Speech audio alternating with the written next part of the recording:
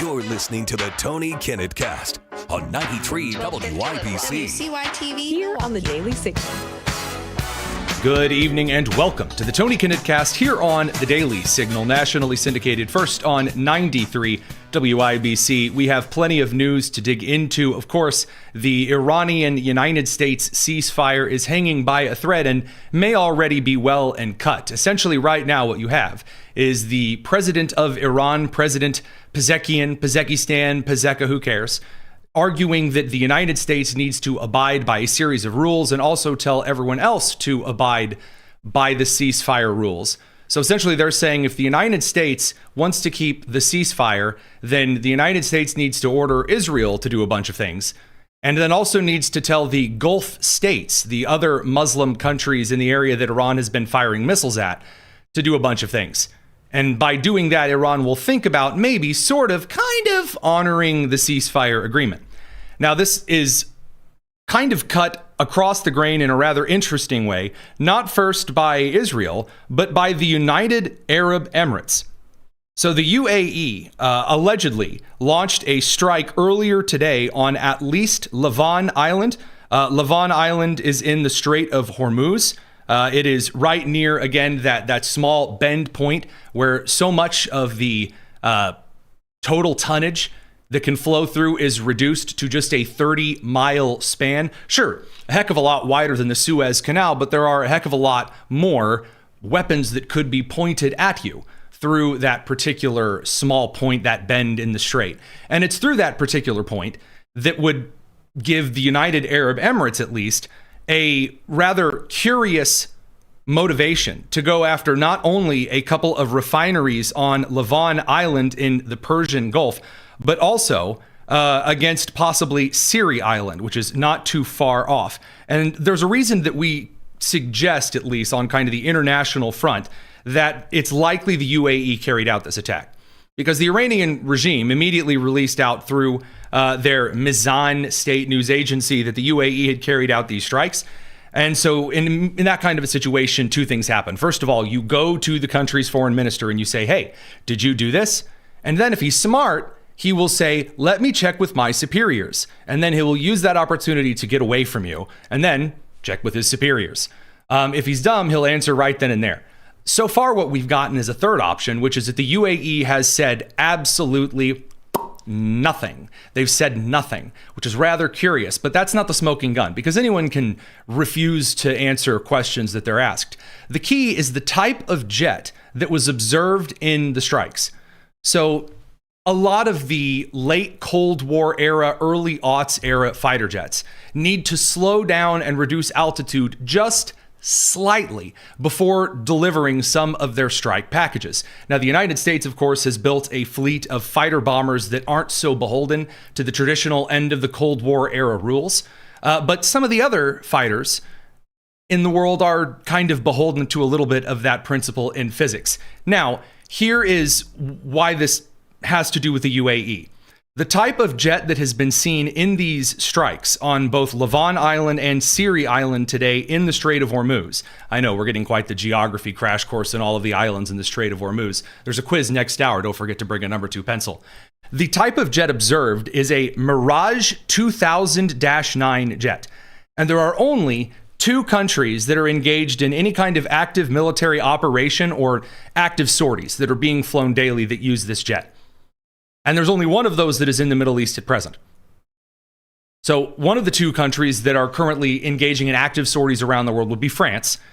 Given a statement from France's Macron, very, very likely not France that carried out the strikes today against 2 Iranian islands in the Strait of Hormuz, the Persian Gulf. It's probably the UAE. The UAE is the only other Middle Eastern country that even services the Mirage 2000-9 anymore. Now, again, on that particular note, there are a couple of kind of open source intelligence accounts that really pride themselves on getting information out there that immediately went out and said, well, actually, the UAE didn't do anything of the sort. There's no evidence to suggest that they weren't a part of it. At this point, there is a good amount of evidence to suggest if you're the only guy in the neighborhood, again, the plot of The Great Gatsby ends with the hit and run of an individual being committed by the shiniest, fastest car owned in New York City. That's how they end up sending the police over to Gatsby's. I know a silly example, but given the UAE is the only country in the Middle East that flies the Mirage 2000-9, if those jets are throwing up the strikes, I know a lot of roundels and flags on the sides of airplanes have red, white, green, and black. It's the Middle East after all. That does seem to lean in that direction. And Iran did retaliate pretty immediately. And they retaliated in two different ways here. So first of all, they issued a new round of ballistic missile and drone strikes on the Fujairah Habshan gas field and then the Al Mirar oil facility in the southern UAE. So we do have a bit of footage from these particular strikes today. Some of it is a little shaky, but I think it's worth showing.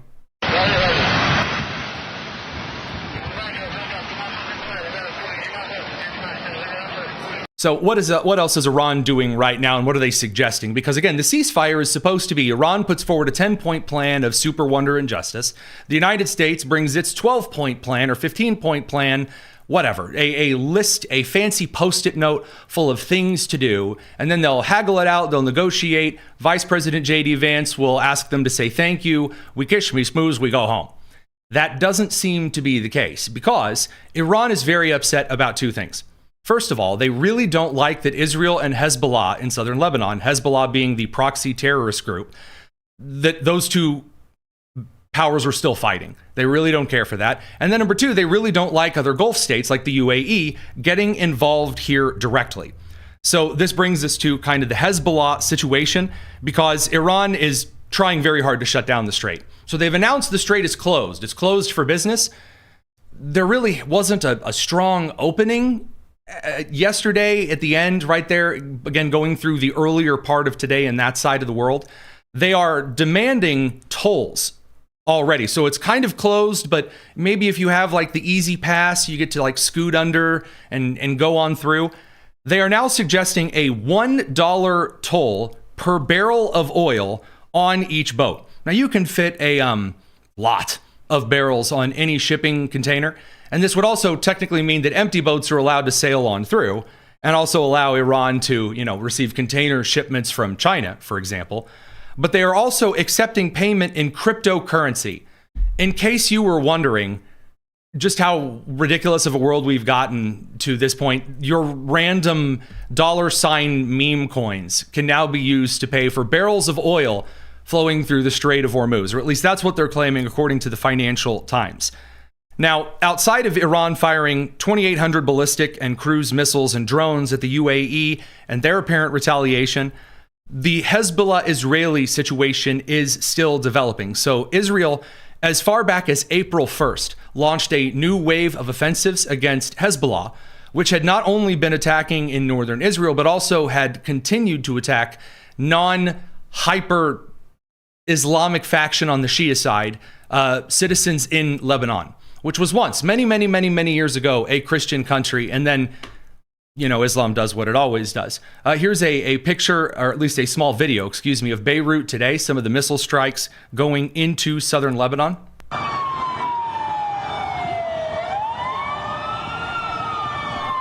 And this has Iran very, very upset. So according to ABC News, so this being forwarded from the Lebanese government and also some secondary reports with Hezbollah that, again, have to be taken with a bit of a grain of salt. 254 people, again, no designation on civilian or combatant, have been killed, and another 1,165, that would be 1,165, have been injured. The Prime Minister of Israel, Benjamin Netanyahu, stated that the ceasefire between the United States and Iran didn't really have anything to do with the Israeli campaign in Lebanon. Here was Prime Minister Netanyahu of Israel making that case through a translator. And I would like to emphasize, this is not the end of the campaign. It is merely a preparation on our way to achieve all of our goals. So this is going to develop quite interestingly because the Iranian regime, at least as far as the IRGC and the foreign ministry, appear to be suggesting that the United States has to get the UAE, has to get Bahrain, Qatar, Saudi Arabia, Israel, everybody singing from the same song sheet before Iran even considers anything else. We're going to talk about that more on the live stream. Radio crew, catch you on the other side of the commercial break. It's the Tony Kinnett Cast here on the Daily Signal. Now, the radio crew's over to commercial. We do more show for you here. We don't make you sit through all of that extra commercial stuff if you're tuning in live. So that brings us to the rather bizarre terms that seem to be struggling from more communication problems than a 1980s sitcom. So the misunderstandings are afoot. A statement from the Iranian Foreign Minister Arashi. He said the Iran-U.S. ceasefire terms are clear and explicit. The U.S. must choose ceasefire or continued war via Israel. It cannot have both. The world sees the massacres in Lebanon. So again, the Iranian regime is making it very clear that the Hezbollah partisan terrorist activity is directly tied and linked to the regime, which again, many have been saying for quite a long time. He says, quote, "The ball is in the U.S. court." I love it when foreigners use colloquials. "And the world is watching whether it will act on its commitments." Again, those terms are not explicit. So while some New York Times columnists rushed out immediately today to say that the Iranian terms that they set forward were incredibly clear and to the point, and the president had agreed to them in full, guys, you're allowed to read some of these statements in full before you go write articles and get ahead of your skis. So initially, the Iranians had put forward a plan in which they announced the United States had agreed to do all of this stuff, like completely withdraw from the Middle East. Yeah, that ain't happening. Suggesting that the United States is going to basically help Iran raise money by tolling the Strait of Hormuz. Again, that ain't happening. And a bunch of other nonsense. And the president of the United States made it rather clear later, yeah, that's not what was submitted to Vice President Vance and then was later sent to me. And the proof in the pudding over that comes from the press secretary, but the president put out today at noon, "Numerous agreements, lists, and letters are being sent out by people that have absolutely nothing to do with the USA-Iran negotiation. In many cases, they are total fraudsters, charlatans," and then he puts in all caps, "worse." So he continues by saying they'll be rapidly exposed after the federal investigation is completed. Of course, there was an espionage arrest today in which a female member of Special Operations Command was arrested for leaking to journalists, which again, you're not allowed to do that on the inside, especially if you have intelligence clearances. But he said, anyway, there is only one group of meaningful points that are acceptable to the United States, and we will be discussing them behind closed doors during these negotiations.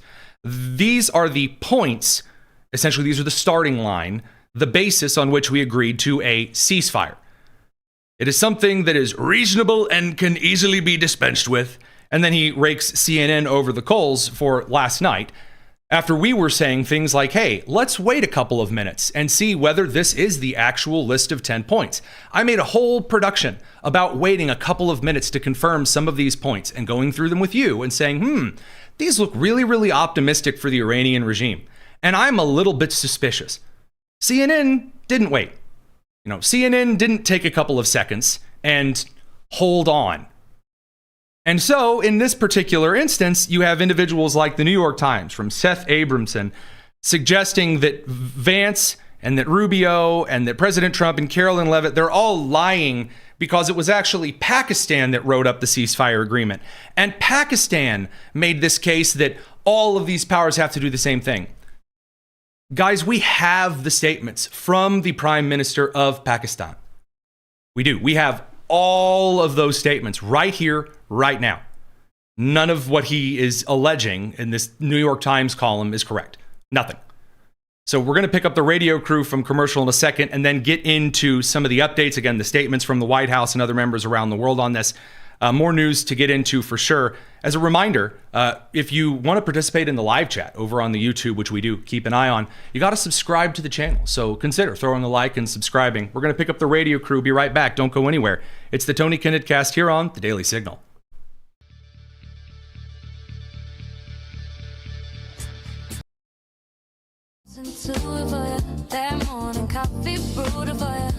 This is the Tony Kinnett Cast on 93 WIBC.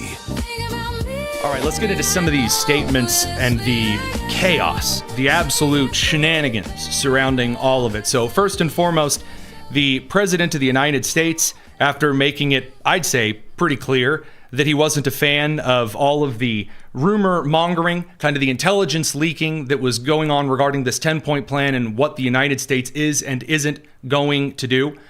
The president made a case that was later clarified through Caroline Leavitt that, yeah, what Israel is doing with Lebanon,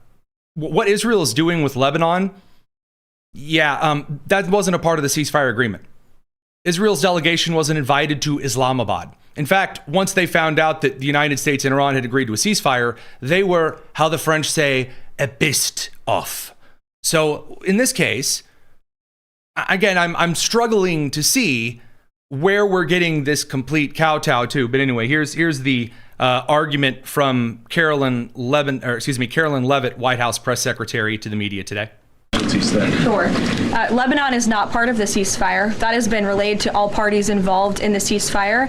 As you know, Prime Minister Netanyahu put out a statement last night in support of the ceasefire, in support of the United States' efforts, and he's also assured the president they'll continue to be a helpful partner throughout the course of the next 2 weeks.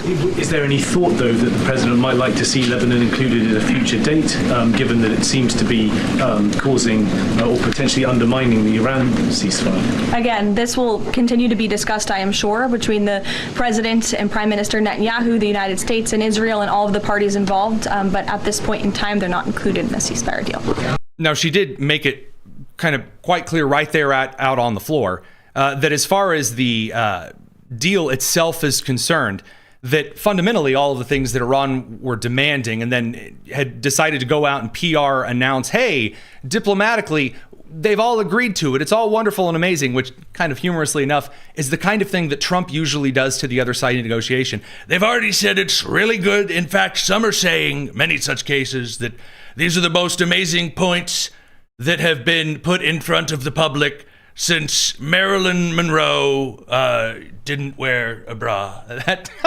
Sorry. I mean, that's the kind of stuff that Trump comes out and says before the public. This is Carolyn saying that in a little bit more of a concise and less Trump fashion.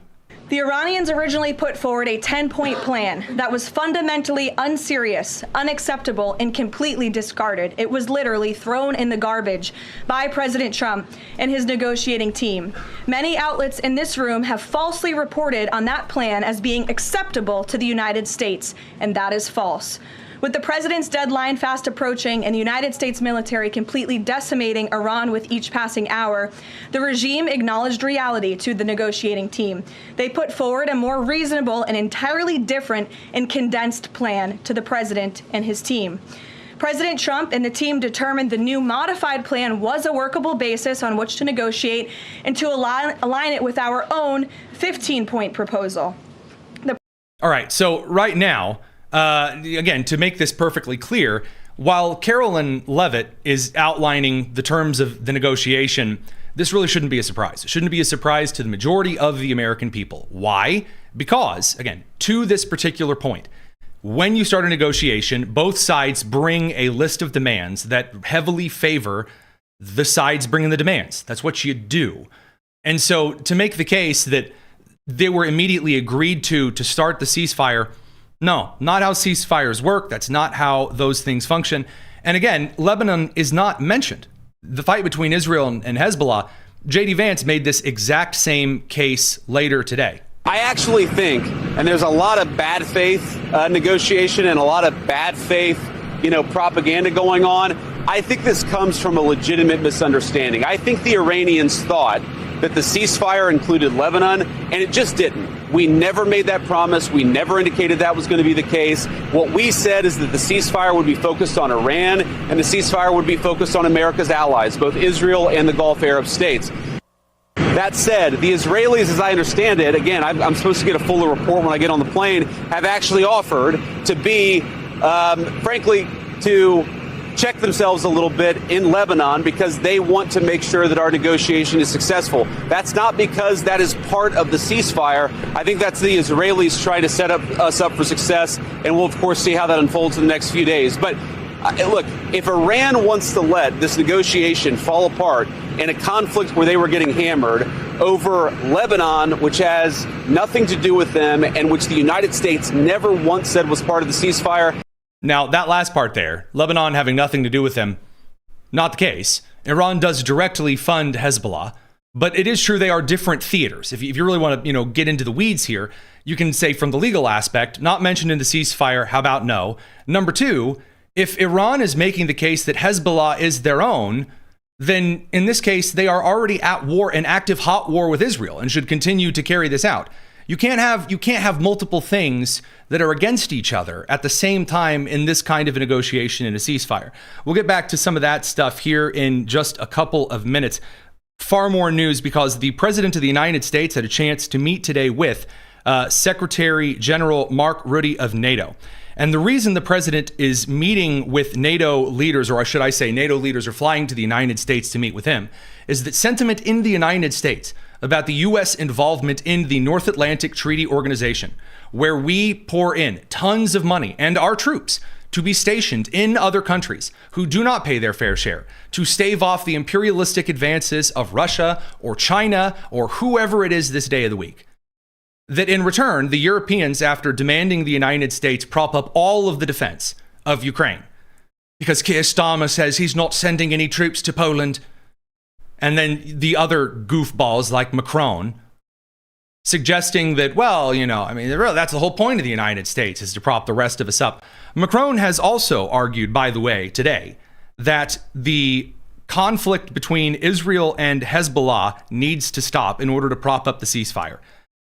Given that the French chose directly and specifically not to have a dog in this fight, up to and including signing some kind of a backroom agreement with Iran to push through a couple of ships for Malta, that screwed over UAE, who was supposed to be, by treaty, a French ally. Not really thinking that you get a seat at the table here, man. Put the baguette down and walk out the door. But again, the NATO leadership is coming over to the United States today because the president is saying, well, you know what? Why don't we just pull out our troops from NATO countries? They don't like us. They think we're a bunch of uncouth dogs, so why don't we bring them on home? Again, kind of a difficult thing to argue against. Here is, of course, the president of the United States talking about this a little bit more today. For Europe.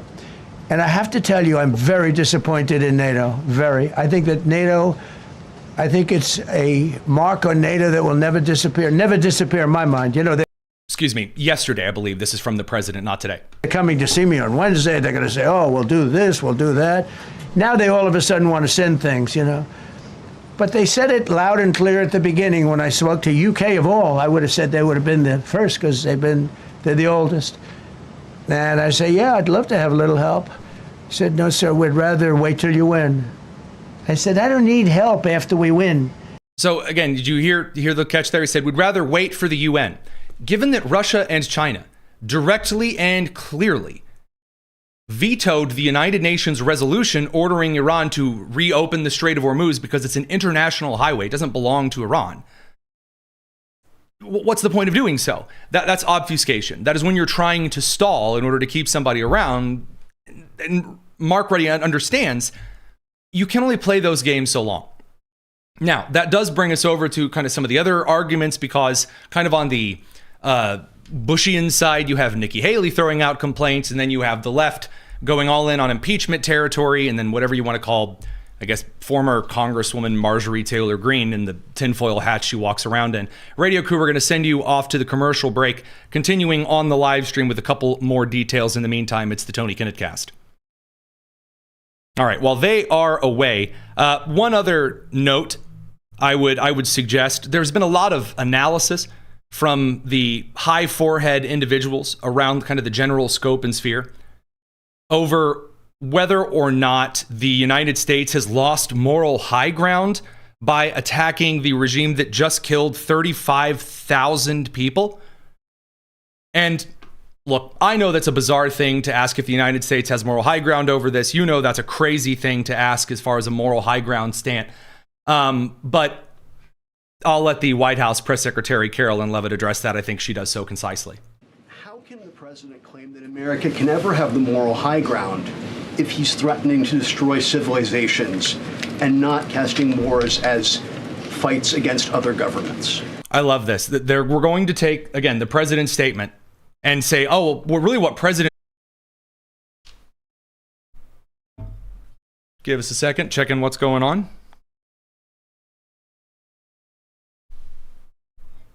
Sorry about that. We lost a feed for just a second. Apologize. Not quite sure what was going on there. But anyway, in this context, it's a little bizarre to see those who are making the case, the argument, that kind of nonsense, suggesting that the United States can't hold the moral high ground because Donald Trump sent out a tweet threatening the Iranian regime. He used the civilization. He's going to nuke us all. Oh my God, it's terrible. Guys, we've done this whole thing with the Trump presidency. 4 years. For the first term, that was the whole thing. He's got mean tweets. It's so terrible. Somebody break out the pearls. Clutch them as hard as you can. No.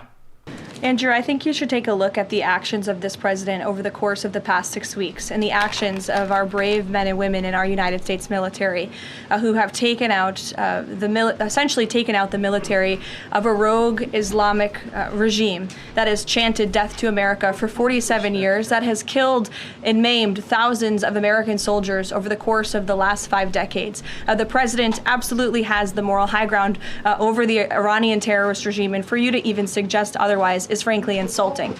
No, that is true. Again, when you get to scorning in the press secretary position, it's a feature of the office at this point, but it is still, I would say, on point in this particular discussion. Now, the president did actually get a couple of statements out of Secretary General Ruddy. Again, talking about NATO, it would be useful to hear what it is the president is considering.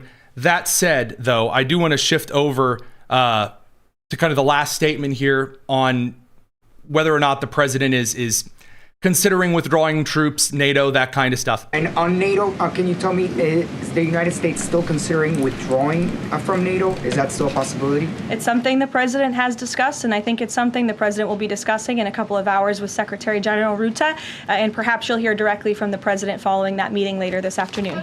Now, in the meantime, on the kind of left side of the aisle, there was an immediate just outrage. The 25th Amendment conversations. Oh my God, the president's, he's crazy. He's out of his mind. He's going to kill us all.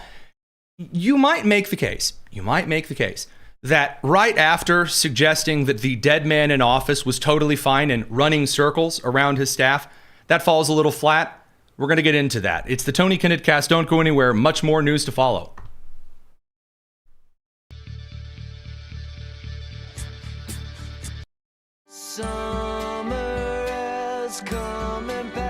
This is the Tony Kinnett Cast on 93 WIBC. Welcome back to the Tony Kinnett Cast here on the Daily Signal. Here stateside, there's a lot of news to dive into. First of all, the killer of Iryna Zarutska in, of course, North Carolina in the Charlotte light rail. You'll remember that DeCarlos Brown Jr. got up and without any kind of provocation, the young lady doing absolutely nothing to him, stabbed her to death. And until the man had walked away, the subway car full of people did absolutely nothing. And this individual, after arrested, we found out had been let out again and again and again and again and again. And should never have been let out back on the streets. But now that the individual, this DeCarlos Brown Jr., has been arrested again, there is new news from today that he has been found incompetent to stand trial. And that means this. That means that instead of this individual receiving swift justice, there now needs to be a special period where he steps off to the side and gets a little bit of mental health treatment, doesn't have to go to heavy, super duper federal security prison and perhaps face the death penalty as he should. None of that happening. These are the kind of policies that Democrats are trying to keep in every single major city. Whether we're looking at Abigail Spanberger or we're looking at New York City Mayor Zoran Mamdani calling for violent criminals to be released from prison and blaming the police for showing up to domestic abuse calls, things of that nature, all the way over to J.B. Pritzker, who has consistently let out violent criminals in the state of Illinois. Instead, the focus is all on the impeachment routine. This is the big thing. All right, we got to do the whole impeachment shuffle.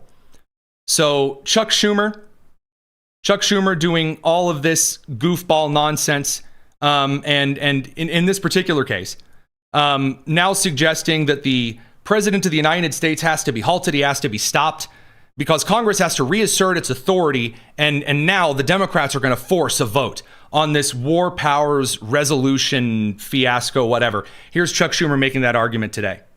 I'm announcing that today the Senate will vote next week on the war powers resolution. Congress must reassert its authority, especially at this dangerous moment. No president, Democrat or Republican, should take this country to war alone. Not now, not ever. Now, again, we could sit here and talk about the hypocrisy of Chuck Schumer losing his mind here when he was defending Barack Obama doing literally whatever he wanted. But aside from that particular instance here, Chuck Schumer has had opportunity upon opportunity over several presidencies during his time in Congress to change the law regarding the president's authority to use the military. But he hasn't. He hasn't offered to sign on to any bills changing how the War Powers Resolution Act works. None of that. None of that. But he's suggesting he's going to bring some magical vote, this, force to the table here. I'm not entirely sure that Chuck Schumer quite knows what he's offering here. The Senate has failed to pass war powers resolutions like 3 or 4 times in the last year.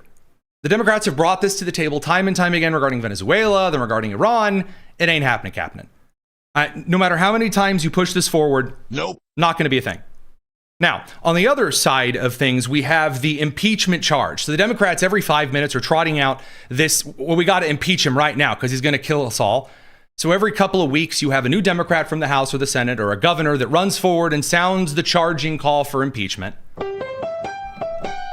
And in this case, that brings us to Representative John Larson, Democrat of, you guessed it, Connecticut, because no one is pumping out disappointing candidates quite like Connecticut does.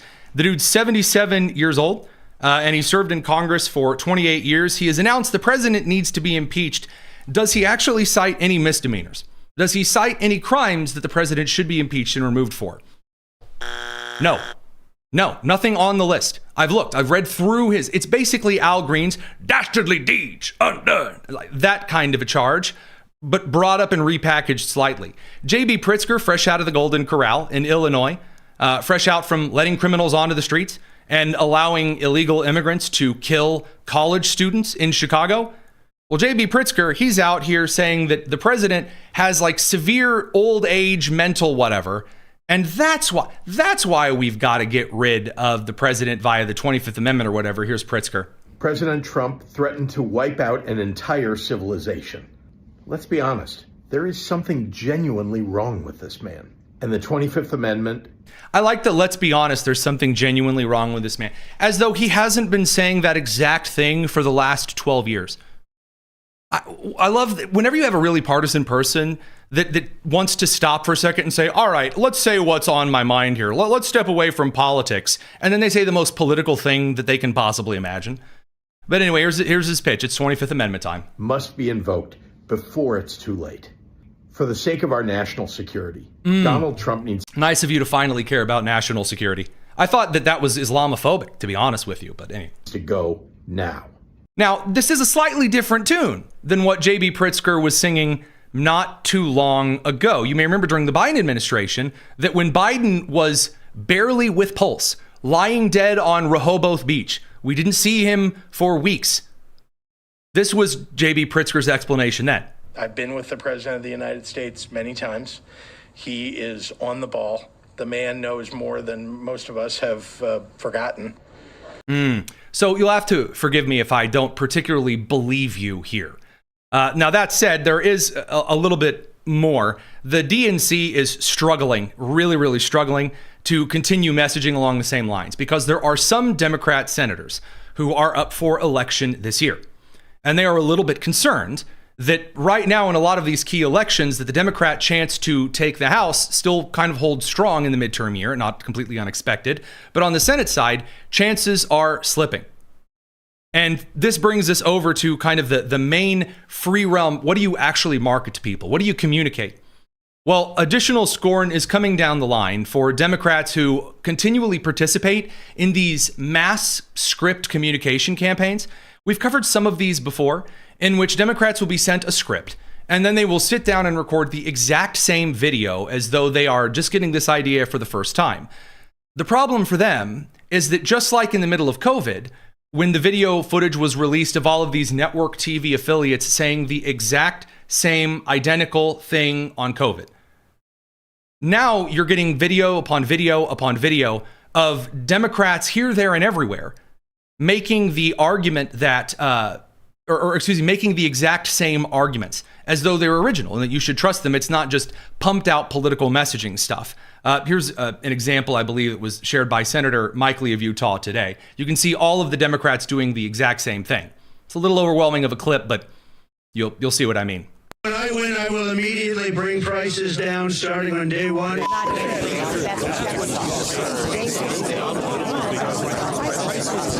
So, what you heard in all of that cacophony there, the same clip of President Trump to start and then the exact same script to follow. That's not going to provide you momentum in this particular year, because a presidential election, which is where you can kind of run against somebody, is not a midterm. It's not a midterm. Now, again, that doesn't eliminate the concept and the conversation about momentum, but it means that it's not really going to hold water when you have announcements like this. After announcing that he would be delivering free buses this year, Zoran Mamdani is now suggesting it's very unlikely, if impossible. That is per Politico's reporting.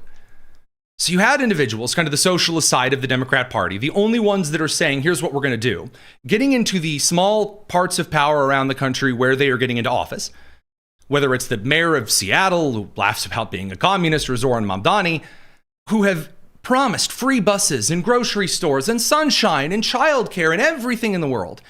And then when you actually dial into what they're delivering, so far Zoran Mamdani has delivered calling for violent criminals to be released from jail.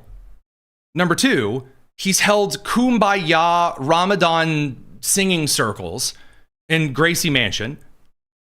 And number three, he's required police officers to do nothing during blizzards, and therefore allowing dozens of individuals to die from exposure. That's what, hey, New York, that's what you ordered. Congratulations. And this is the kind of issue that is prevalent right now, really in the broader political spectrum, because while there are serious crimes that are drawing people's attention, they're continually, the messaging that is being pumped out and maybe I should say aired out with the youth are all boiling down to these grievances over issues that truly no one cares about. Radio crew, we're going to send you guys over to the commercial side of things and get into some of this stuff here on the live stream. It's the Tony Kinnett Cast here on the Daily Signal. Let me show you what I mean. Here is a rant that is going viral on the left side of the aisle because she is claiming that owning grass on your lawn, a lawn made out of grass, is actually white supremacy. I can't stop thinking about how grass lawns are racist and based in white supremacy. If that doesn't make sense, that's okay, I guess. It seems really obvious to me. It's really upsetting. Bring back weeds. Bring back clover yards. Look, can anything just be okay in its natural state, or do we just have to whitewash everything, make it a competition, and use it as a sign of your worth as a human being in society? Now, after the election of 2024, there was a small group of Democrats, Ezra Klein comes to mind, who said, you know what? I know that we have some different kind of ideas on populist policy, and what we need is a left-wing party that embraces abundance and that sets some of the social grievance stuff aside and addresses real concerns that people have. And that was signed on to by a very small number of individuals, and the DNC disavowed and threatened a group of Democrats that tried to meet in Virginia over this. And instead, they ended up running Abigail Spanberger, who now is the most unpopular governor of Virginia in modern history, who's doing the same kinds of stuff, the same kind of nonsense.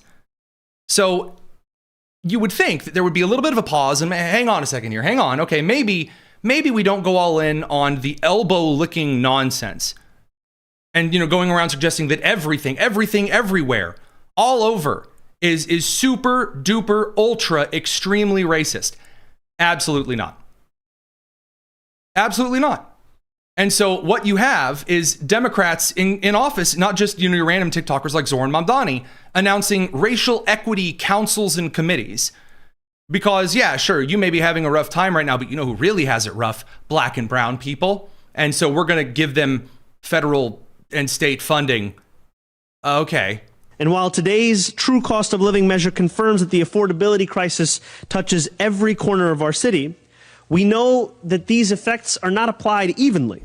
So often, it is black and brown New Yorkers who are hit the hardest. This preliminary racial equity plan is the first step in developing a whole of government approach to tackling that reality.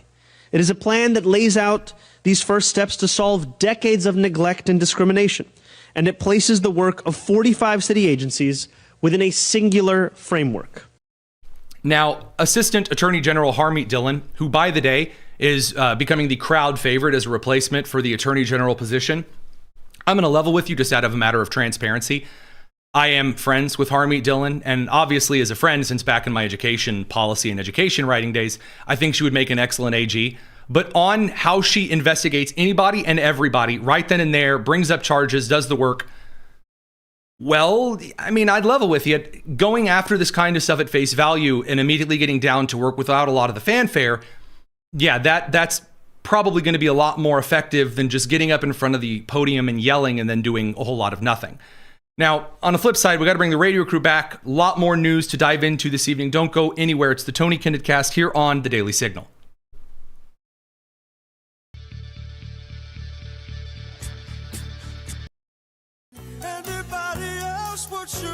The Tony Kinnett Cast on 93 WIBC. Welcome back to the Tony Kinnett Cast. Let's give you a couple of updates on some of the news earlier on in the show. There is more.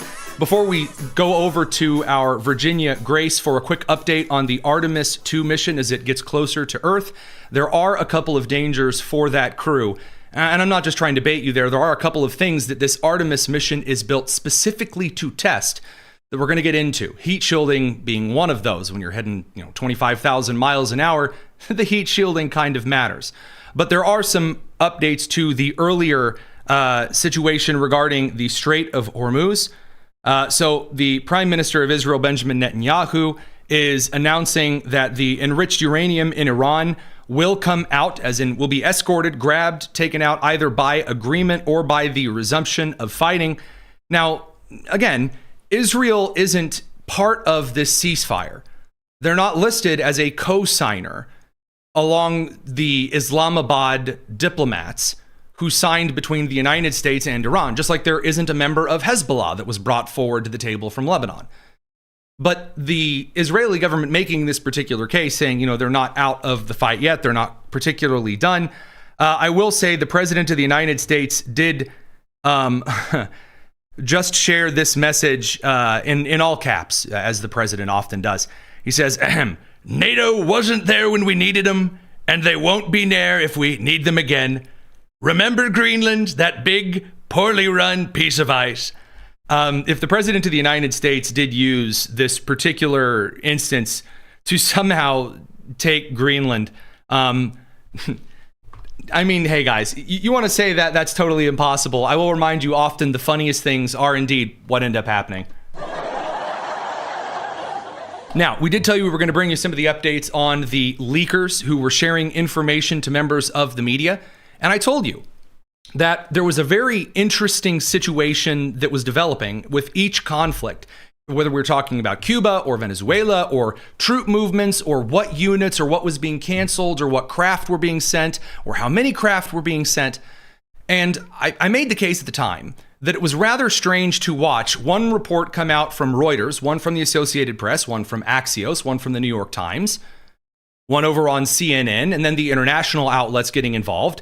All of a sudden, you had 15 different stories that were just a little bit different. And I made the suggestion that one of the things to watch out for would be an arrest in which an individual, like that one counterterrorism guy, Joe Kent, who lied about how his wife died. That particular dude who got, canned for leaking, well, he quit in protests first. Now we have Courtney Williams. Courtney Williams is a former civilian who is suggested to be tied to Delta Force under U.S. Special Operations Command. She was arrested and charged with transmitting secret and other national defense information. So not just, there are several classifications for intelligence data. I'm not going to go into the difference between like secret and no foreign for national defense information. But she is charged with leaking information to journalist Seth Harp between 2022 and 2025. So I do believe you're going to continually see arrests that are brought forward when individuals who leak things to media, if you're in the media and you report on something that you have been told, not illegal. And since I've started doing the show and I've been asking questions to some of my friends and contacts on the ground over in the Middle Eastern regions, I've made it clear, hey, you're talking to a journalist. Or as much as I hate to call myself that, you're at least talking to a broadcaster. And I'm likely going to share some of this stuff with my audience. And then you clarify the rules. Is it on background? Is it off the record? That kind of thing. But when you have individuals who are inside the system, who are members of the military, who are members of the Department of War, you are not allowed to share things. There are rules that come with the security clearances. So that aside, some fun and interesting updates there. I will point out that there are a couple of IRGC proxies in Kiryat Himona in southern Lebanon that have launched a new series of missile strikes. There is a small IRGC crew that is believed to have fired on a couple of housing areas near an airport in Baghdad that are thought to hold, previously held U.S. diplomats in Iran. There's been a large blast heard, unconfirmed if this is some kind of a drone strike or perhaps some type of an internal issue in Mirage, Iran. That's not too far away from Tehran. We'll keep bringing you some of these updates if we have. And again, as of this instant, regarding the United Arab Emirates and the alleged strike, at this moment, there is yet another source suggesting, and this additional source would be, according to Reuters, suggesting that it was indeed a Mirage 2000-9 jet that was seen and photographed striking two islands in the Strait of Hormuz today, or earlier today, or very, very early morning for us, but this date and time in the Middle East. And again, the only operational crew in the Middle East that is flying those particular jets would be the UAE. So we're still going to hold to it looking most like them right now. And I'm sure if the foreign ministry of the UAE wants to come out and deny it, they are certainly capable of doing so. Before we send the radio crew out and then we pivot over to some of our coverage of the Artemis II crew, there is a bit more on the update regarding some of the crime in the country. Arson, as a manner of political and just general disgruntled activism, appears to be on the rise. There are more cases so far this year in 2025, and then more cases in this administration of the President of the United States of arson meant to target through political maneuvering, therefore terrorism, than there has been seen. Essentially, if you exclude the LA race riots as individual cases of arson, which the FBI changed how they're kind of throwing those things together, since at least the 1970s, and likely in the nation's history, more cases of targeted arson as a manner of political terrorism. The latest example of this appears to be a 1.2 million square foot warehouse in Ontario, California.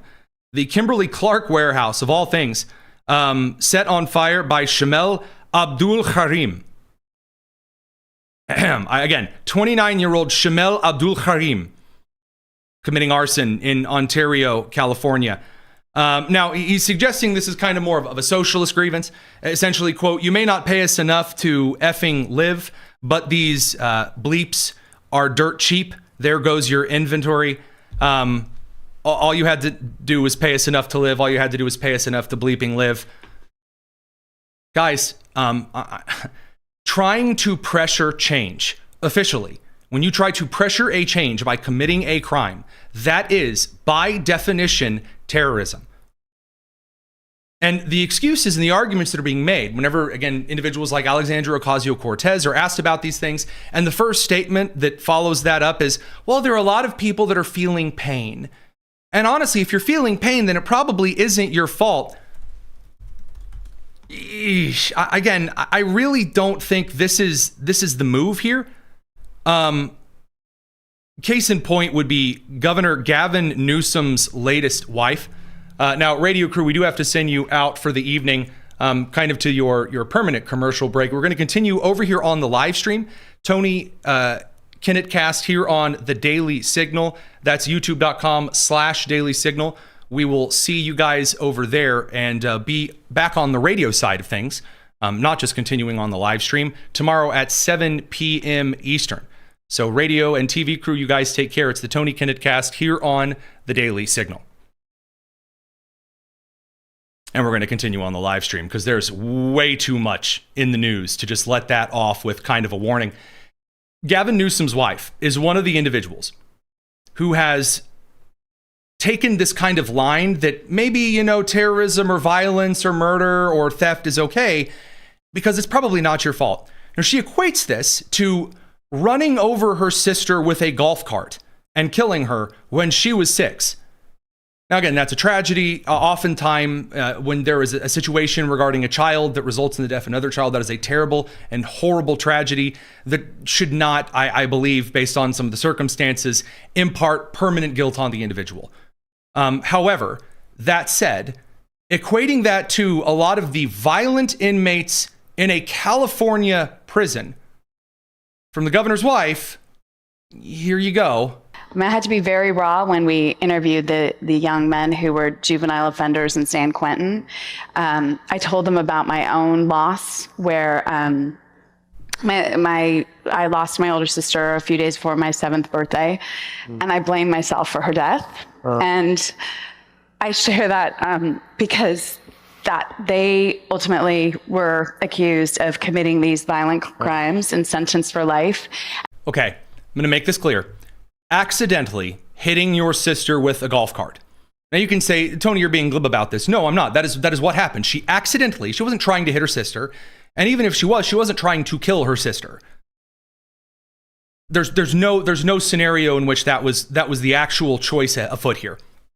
You are equating that to San Quentin, which is filled with many of those who are aged 14, 15, 16, 17 years old, who have committed extremely violent, brutal, premeditated offenses. And saying, I'm just like you, we're just the same. This Gavin Newsom saying, hey, I'm just like you black people. I also scored low on my SAT.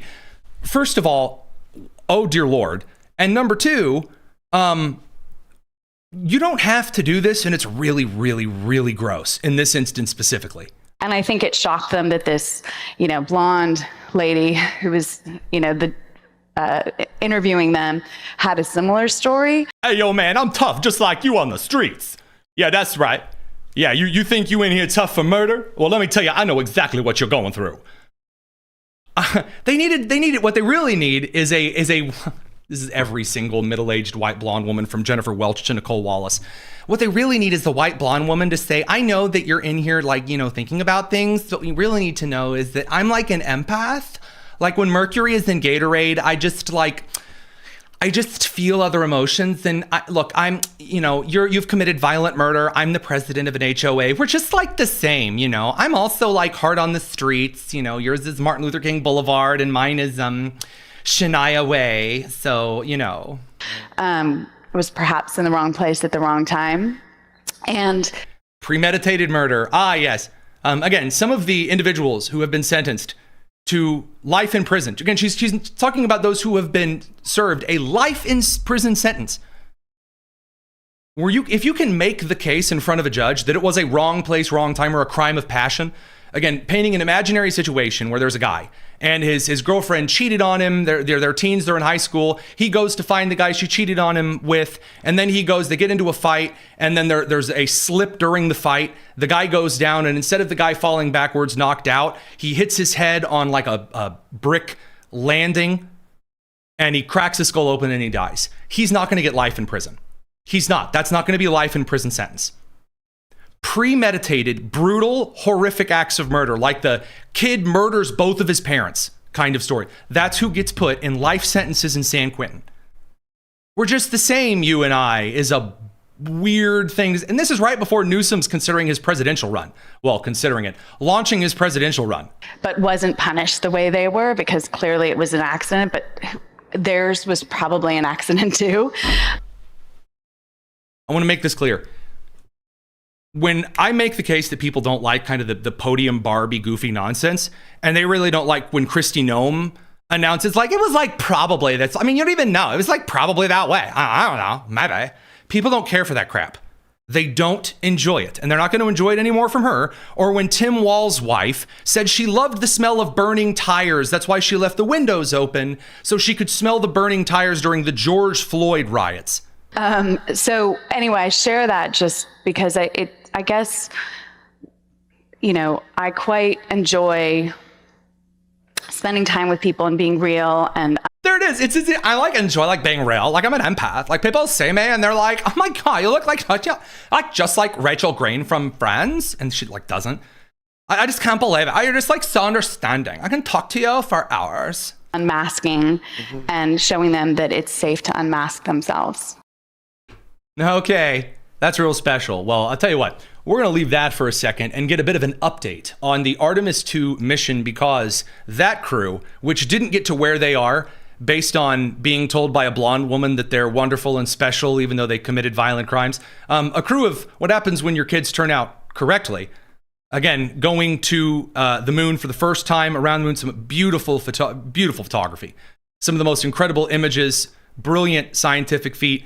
We're going to cut over to Virginia Grace on a couple of these updates, and trust me, this is some pretty edge of the seat stuff as they get closer to Earth. To talk a little bit more about the updates on the Artemis II mission, we go over to our journalism fellow, Virginia Grace. Virginia, good to see you. Hi, Tony. Thanks for having me. So break it down for us. What's going on? I know the Artemis II crew is now on their way back to Earth, and there could be a few difficulties or problems they might face as they approach re-entry into the atmosphere and orbit. Break it down for us. Yes. So the Artemis crew, the 4-person crew, is on their way back from a 10-day long mission, heading back to land near San Diego on Friday afternoon. They could face some danger as they come into the atmosphere. They're going about 25,000 miles per hour, and hitting that speed, entering the atmosphere, temperatures could reach upwards of 7,000 degrees Fahrenheit. So they're going to have a really hot landing. So when it comes to that kind of heat shielding, I know that we kind of changed up how we did some of the engine technology going into this mission, how they were going to, gauge up enough thrust. They did kind of a gravity slingshot, shooting it towards the moon. Is there any kind of an update to the heat shielding, or is this something that's kind of NASA's bread and butter, the same kind of stuff that we've been using over the last couple of decades? So on the first Artemis mission back in 2022, the heat shield actually didn't hold up the way that they were hoping to or expecting it to. So they had to take some time, and they were thinking about redesigning it, how they were going to approach this Artemis II mission when they had real live humans on board. So they redesigned the trajectory that the spacecraft will be taking as it comes back into the atmosphere. And so it will come in slower with less heat. So hopefully it will have less damage. So are they trying to kind of bring it in at an angle? I know you maybe have some kind of visual aids perhaps to explain this to us, and they're not just going to ram it 25,000 miles an hour right at the surface of the Earth. No. So we've got the moon here, and we've got our daily signal spacecraft, Artemis Orion spacecraft right here. Very, very nice. So the spacecraft has already headed around the moon. We're going to do some crossover here around the moon, and now it's back over here. Gotcha. The Muppets have nothing. So picture, we'll do a little visual aid here, pretending that the moon in this case is now the Earth, the sphere of influence here. How are they sending it towards the Earth? Obviously, they're not just going to shoot the Earth 25,000 miles dead on 90-degree perpendicular angle. So the Orion spacecraft with the Artemis II crew is going to be using the moon's gravitational orbit and the Earth's gravitational orbit to head back into the Earth's atmosphere. Now, it will be landing with about 11 parachutes after it's entered the atmosphere. And along with those parachutes, keeping it, slowing it down, I guess you could say. The Earth's atmosphere will actually slow it down as well. So it's going to be bringing the heat, but it's also going to be helping the spacecraft slow down as it launches the 11 parachutes and will splash land into the Pacific Ocean about 60 miles off of the coast of San Diego. So that's kind of the point of this whole Artemis program. So the first launch into the second launch, this is all a test mission. The astronauts have been in space for 8 days now, and they have been up there testing different emergency situations as they've been up there. NASA has been examining their physiological response to different situations, and they are now preparing for landing. So the idea being that if the Artemis II crew can go through all of the things you maybe just can't pick up in the simulation chamber, actually going through the different things that might go wrong in the middle of nowhere, that by the time we get to the Artemis 3 and 4 mission trying to create some type of lunar base, hopefully a lot of these things aren't up for chance as they might have been during the Apollo missions. Yes. So that is what this is all leading up to what America and NASA have in plan for the Artemis program. They eventually want to have a permanent lunar base on the moon to eventually lead to Mars exploration. Excellent. Well, Virginia Grace, thank you so much for your coverage, keeping an eye on things, and of course, our 4-man crew as they are making their way back to home. Thanks again. Thank you. All right, real quick, before we get to some of the bonus tonus stuff for the show this evening, a quick update here. Just want to make this kind of clear. As far as our standard, it is, kind of set. A lot of people have asked in the last couple of days as things continue to grow, and we are extremely grateful for those of you who have chosen to make us a part of your daily routine. We're thrilled and honored.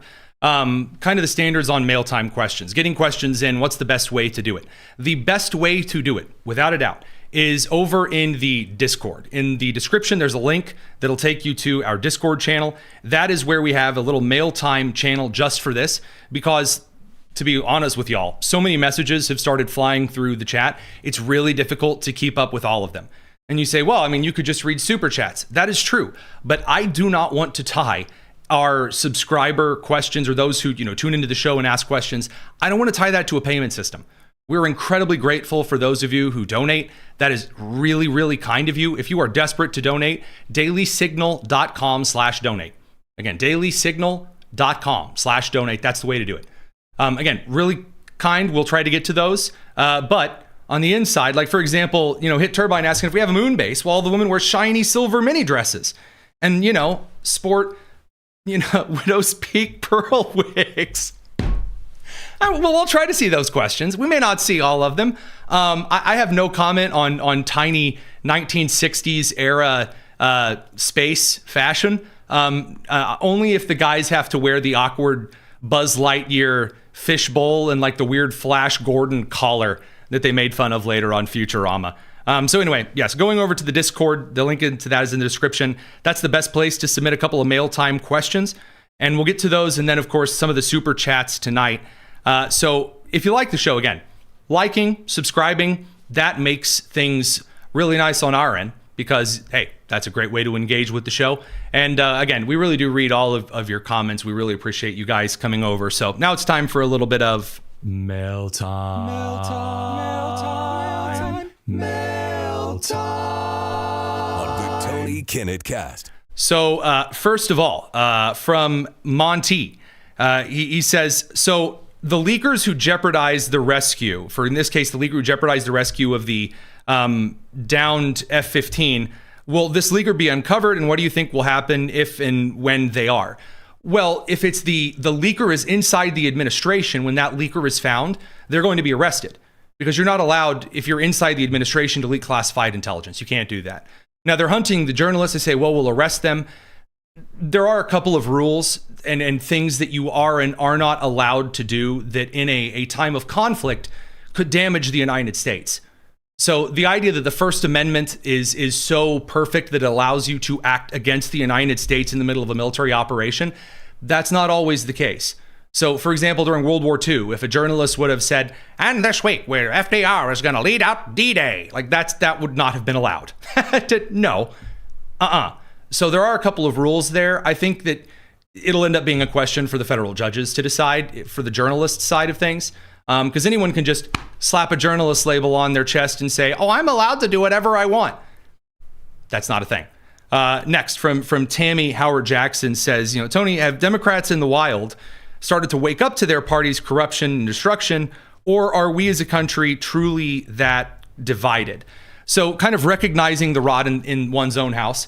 The answer to this is that on the inside of the DNC, there are a couple of individuals who are rather exhausted with scandals that are really unnecessary. So I'll remind you that Ken Martin, the head of the Democrat National Committee, he is the former Minnesota Democrat Party chairman. In Minnesota, it's called the Democrat Farmer Labor Party, although it's had nothing to do with farmers for a very long time. So Ken Martin and the DNC do not issue statements during those times. Most likely, you see Democrats trying to avoid them. All it is doing, and there is an effect, the effect is not they're going to suddenly vote Republican. The effect is they're just not going to come out to vote at all. And we saw this in Georgia, by the way. There were so many voters who were tired of Marjorie Taylor Greene that the winner of the special election, the Republican, won the election by a much lower margin. But the total number of votes cast in that special election were fewer for the Republican and for the Democrat. So people, Americans, Democrats and Republicans alike, are just becoming really disinterested. They're just kind of tired of everybody. And, fair. Understandable for sure. From Ebo, why are fuel costs rising in the United States, even though we don't use much, only 5% of our petroleum coming from Middle Eastern oil? So the short answer is that it's a global market. And so whenever a price of bananas goes up in one place, it goes up in other places. The global market works. I mean, you don't really have, maybe a small margin wherein if you go to Michigan in the fall, apples are cheaper there, sort of. But when you go to the grocery store, apples are likely going to be the same, whether it's a Kroger in Michigan or a Kroger in California. There have been a lot of pundits on the right, a lot of analysts, economists who have explained this far better than I could. Now, there's an allegation that it's price gouging. And I would argue that's less likely than you think. I would say that it's more the general transport costs and recognizing the supply and the demand does factor in. So how is the United States different in this case then? Well, the difference is that unlike the 1970s, when the U.S. got more of its oil from overseas, the United States isn't going to run out of oil here. It's just going to get more expensive during the conflict. And then once that's over and the global oil supply returns, or it props up or pops up in other places, then you are going to see that price continue to fall. But the supply issue side of things, there's no shortage on supply. That's why it's different than the Carter administration specifically. And again, this stuff changes because crude futures and crude pay per barrel differs from most to most and coast to coast is kind of the argument there. So that said, on to some of the very kind super chats. As far as Nancy Tharp is concerned, she asked a question as to whether or not I could help kind of understand the Iran conflict as a whole. And I hate to do this to you because whether or not you're still around, you have to send us another message. What do you mean by understand the Iran conflict? Like the nature of it or the goal or where we're going next? Because my answer is going to differ based on kind of the specifics. I wouldn't count myself maybe as special enough or the authority enough to say, all right, kids, let's talk about the Iran conflict, where it comes from, what it is, and where it's going. That'd be probably a little exhausting. So that brings us over to Mass, who gave a very kind $10 super chat and said, what does Trump have to do for, American, he says, American psychos to stop hating him? Does he have to turn water into wine in front of him? No. The president of the United States going into the second election, all right, going into 2024, it's all baked into the cake. There is no one who is left undecided on the president of the United States. No one. There's no one who's suddenly going to go, hey, I really used to hate Trump, but all of a sudden, that's not happening anymore. So there's nothing that can be done. I mean, humans are naturally very obstinate people. I mean, we are proud and arrogant and stubborn unto death. If you don't think that's the truth, try being married. All right. So moving forward from Kevin, a very kind $5 super chat. As to President Trump and Netanyahu helping the Kurdish, the Baloch, the Azeri, and the Persian rebels freeing Iran by giving them weapons, Starlink, and then intel and air cover. Well, my dear friend, that's already happening. I alluded to this on yesterday's show, that the gun running has taken a little bit longer than was planned. But yes, there are several groups that are already attempting to supply the Persians, the Kurdish, and then, the Baloch, the Azeri, the other ethnic minority rebels with firearms. Now, on the far eastern side of the country, next to Pakistan and Afghanistan, well, a little more to it than that. And that, once you get into the different goals and motivations of the different ethnic groups, I tried to write an article on this on the Daily Wire and kind of go into what I thought was going to happen, my actual prediction, kind of the balkanization of the country. And editors usually ask you to fit certain articles into word counts. So for this one, it was about 800 words. Fitting a brief explanation of all of the different ethnic pockets, of which there are many, all of them with between several hundreds of thousands up to millions of individuals in those ethnic minorities that hate the regime. Well, gee whiz, we'd be here all day talking about the different motivations and histories of those groups, and doing it accurately is something else entirely. So that's probably a bigger one for another day. Another question very kindly asks whether or not I think that Iran was pushed into the ceasefire. The Associated Press reports that it was China, because China's getting a little desperate short on oil. I'm going to wait a little bit longer. I would not be surprised about this, about China, while not really wanting the U.S. to claim a victory, Iran being told by China, hey, we don't really have anything else to give you here. You need to open the Strait of Hormuz, or things are going to get a little bit nervous for us over here, because, again, President Xi is struggling with some approval ratings. I think that in the not too distant future, you might see another push from them. This would be the divide between the presidency in Iran and the IRGC. Again, the IRGC, the paramilitary, they're a military, but the non-state militia, the religious force, essentially the SS, but for radical Islam, that runs the country militarily, is not technically the official army or air force of Iran. They're not really the same thing. And President Pezeshkian, President Pezekistan, President Pez Dispenser, he's not quite aligned with the IRGC. And so it's a question of, did Iran pressure the president of Iran? Or did China pressure President Pez Dispenser?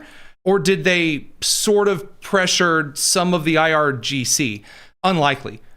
If you really twisted my arm and said, what do you think might happen, purely on speculation, and I want to make this clear, I'm not putting this in the official prediction jar. This is just purely my own thought based on this. I'd say it's much more likely that you don't see President Pez Dispenser for very long. I think that the IRGC and kind of the last of the secular government, who again had to get Mujtaba Khomeini appointed in a coma by gunpoint. I just don't see that lasting for very long. Do I see the ceasefire lasting for very long either? I don't see the ceasefire lasting for very long. And there's some interesting parts and parcel to that. Last question, another very kind super chat from Kevin here. Should we pull out of NATO and pull back to the Great Britain? He says not Great Britain, or pull way back to our new U.S. territory of Greenland. So pulling out of NATO does not mean the United States is not and should not be anywhere else in the world. So to kind of clarify what I mean here, I think that alliances are only as useful as what you get out of them. I don't have a big issue with alliances as long as both parties are given the goods. But if both parties aren't giving something useful here, if Europe is just with us because we're paying for things so they can throw more money towards their crappy healthcare systems, no, that's not useful. And the answer to your question there is, what should the United States do? Well, then the United States should establish bases or certain territories that are our outposts. That's what works. Then you don't have to go to some country and say, oh, by the way, we're going to do this on this base here. No, you just simply have a territory. I will remind you that is what we did with Guam. That's probably more effective. Now, I would say alliances to strengthen. Japan should be remilitarized and should become a full ally of the United States. Honestly, if not a vassal state. I'm sorry. That's just the truth of the matter. The United States, if the United States is going to do foreign intervention, then it should go full Teddy Rooseveltian imperialism. And we should talk about reintegrating the Philippines and reintegrating Cuba as a non-voting territory and a, purge of the communists. Go ahead and integrate Alberta and a few other places. Because if we're just going to do things, we should just do things. But, while I'm wishing for things, I'd really like a pony. So that all said, I'd say that's been a great show. Good stuff. Lots of news to cover. Thank you guys very much for tuning in. We will be back tomorrow, 7 p.m. Eastern. Same great time, same great place. Again, you like the show, a like and subscribe really helps us out. This is the Tony Kinnett Cast here on the Daily Signal, nationally syndicated and first on 93 WIBC. Take care.